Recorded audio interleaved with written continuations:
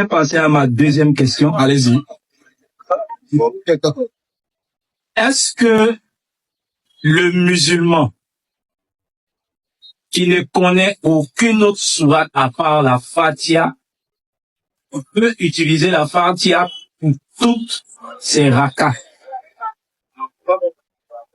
Est-ce que le musulman, Oui.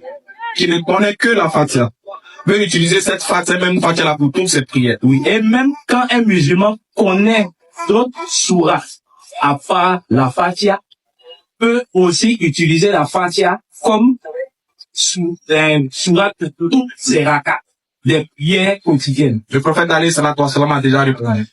Le prophète, en ce qui concerne la prière, il nous a dit que la Fatiha est un verset d'ouverture. Donc, quand on récite cette Fatiha, ça donne lieu place à l'ouverture d'un autre chapitre, c'est-à-dire d'un autre verset ou d'un autre chapitre du Coran.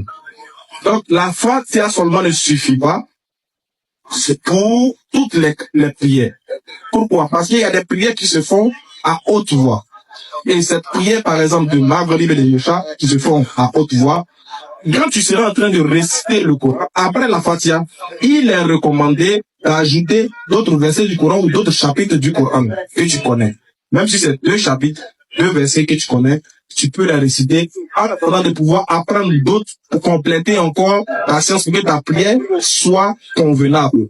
Mais avec simplement que la Fatiha, on ne peut pas faire toutes nos prières.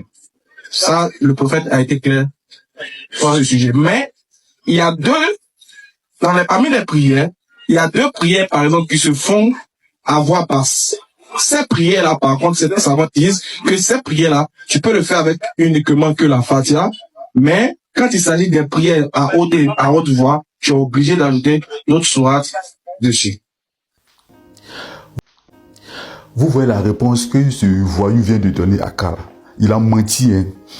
J'ai fait le rec hier, mais je n'ai pas eu le temps. Parce qu'il y a un hadith de son prophète qui le contredit.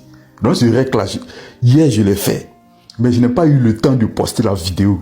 Donc, qu'est-ce qu'il va faire? Parce que quand il a fini, ils lui ont dit, attention, tu viens de te tromper. Parce que la réponse qu'il a donnée là, c'est un mensonge. Qu'est-ce qu'il va faire? Il va maintenant faire une vidéo derrière. Il va faire une vidéo derrière pour corriger. Et voilà des gens qui n'ont pas appris la science de l'islam, qui enseignent l'islam. Des menteurs. Des menteurs. Et on va lire le hadith ensemble.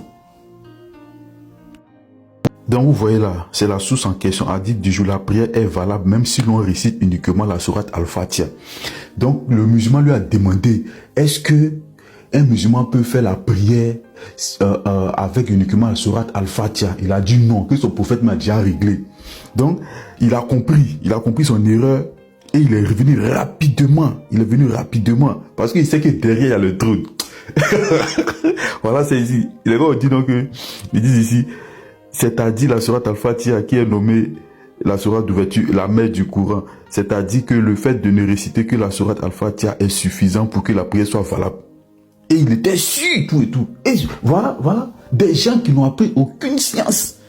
Quand c'est dans la Bible, ils sont érudits. Mais dans le Coran, ils racontent des bêtises. Les drones sont sur vous, on va vous surveiller pour vous montrer que vous là, vous êtes des plaisantins. Bande de voyous. Aucun musulman ne dit la vérité. Aucun. Ça n'existe pas sur la terre. Eux tous, ce sont des menteurs.